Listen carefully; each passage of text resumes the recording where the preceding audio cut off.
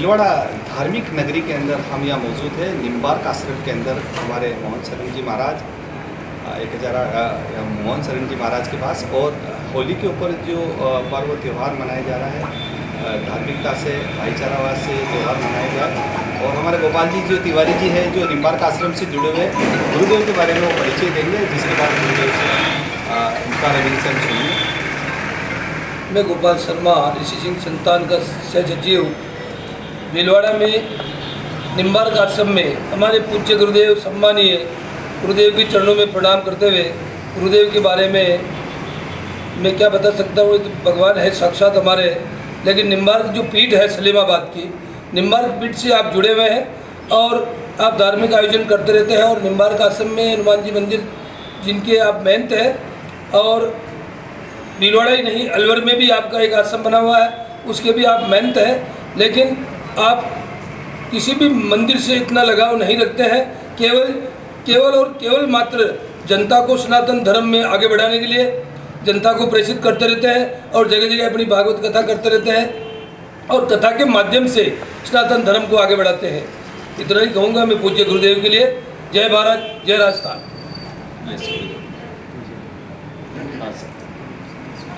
होली का संदेश आपको जो भी संदेश जी, सर्वप्रथम तो भारतीय सनातन धर्म का एक उत्सव है, महोत्सव है हमारा होली का दहन और होली पर्व। इस होली के महामहोत्सव के सभी भारतवासियों को अथवा बाहर भी जितने भी सनातन धर्मावलंबी रहते हैं उन सबको शुभकामना, साधुवाद।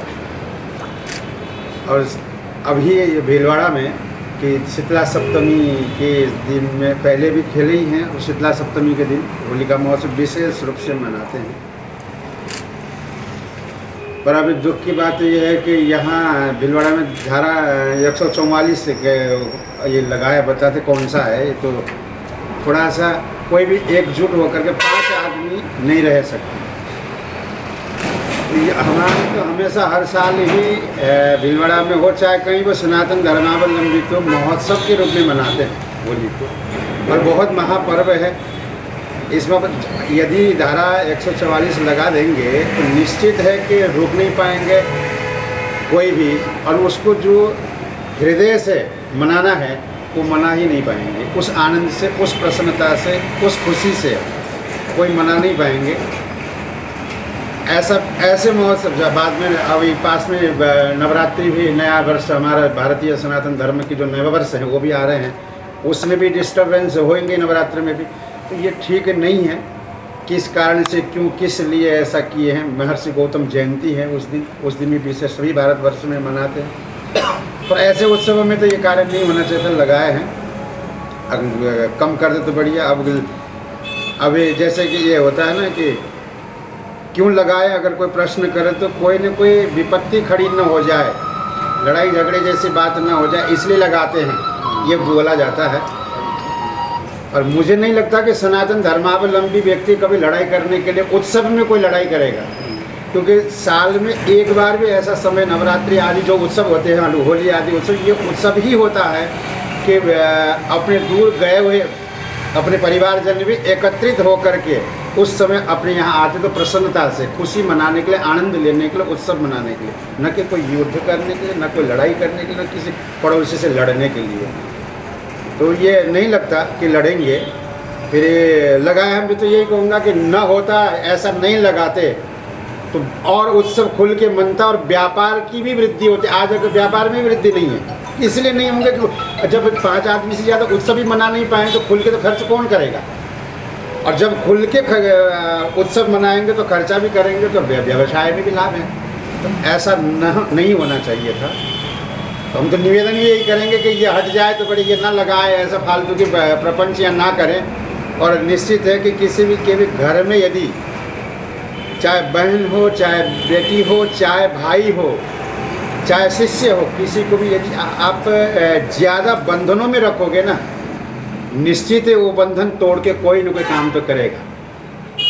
और जहाँ खुला छोड़ा हुआ है ना, कोई बात नहीं, भले ही एक बार कोई हल्का सा गलती भी कर देगा, दूसरी बात नहीं करेगा, कोई भी भाई नहीं करेगा, क्योंकि बंधन मुक्त है ना। जितना हम मना करके कस के बांध के रखते हैं ना बंधनों में, तो आदमी निश्चित है खुलने के लिए, और एक बार खुल जाओ ना तो ऐसा करूँगा ये मन में भाव आता है। तो ये बंधन नहीं देना चाहिए था 144 444 कहीं कहीं ये नहीं देना चाहिए था। बस यही निवेदन है, हो सके तो इसको हटाएं, और हमारे सनातन धर्मावलंबी वालों के लिए हो, चाहे अन्य समाज के भी हो, ये नहीं कह रहे अन्य समाज उत्सव मनाए खूब आनंद से, अपनी अपनी उत्सव सब समाज मनाए, तो खुल के मना पाए। और सभी को यही साधुवाद, धन्यवाद। होली महोत्सव की शुभकामनाएं। हमारे पत्रकार महोदय भी यहाँ मौजूद है, वो भी संदेश देना चाहेंगे भाई कि होली का जो त्यौहार मन रहा है इसके अंदर 144 धारा का प्रयोग नहीं किया जाए, और आमजन में जो शांति में जो माहौल भीलवाड़ा का वर्षों से बना और धार्मिक नगरी है, इसका वस्त्र नगरी भी है, ये बना रहे, जिसके लिए संदेश।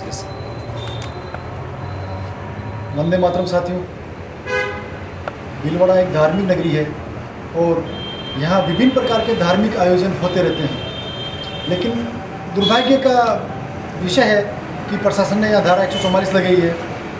होली जो एक राष्ट्रीय पर्व है, आम जन या जो विदेश में कमाने गए, बाहर कमाने गए, वो लोग भी होली के ऊपर घर आते हैं। अगर संयुक्त परिवार है, परिवार में 25-30 लोग हैं और वो त्यौहार मना रहे हैं, शीतला सप्तमी मना रहे हैं, होली मना रहे हैं, और कल पुलिस प्रशासन जाएगा, तुम तो 5 से ज़्यादा इकट्ठे हो गए हो, तुमने धारा 144 का उल्लंघन कर दिया, तुम्हें तो जेल में जाना पड़ेगा, थाने में जाना पड़ेगा, एक कानूनी प्रक्रिया से गुजरना पड़ेगा। ये बड़ा दुर्भाग्य का विषय है। प्रशासन इस धारा 144 को जितना जल्दी हो उतना जल्दी समाप्त करे, और जो उद्दंड लोग हैं उनके लिए प्रशासन स्वतंत्र है, वो उनके IPC के अनुसार कार्रवाई करे, प्रशासन को कोई नहीं रोक रहा है। इसी के साथ जय हिंद, जय भारत।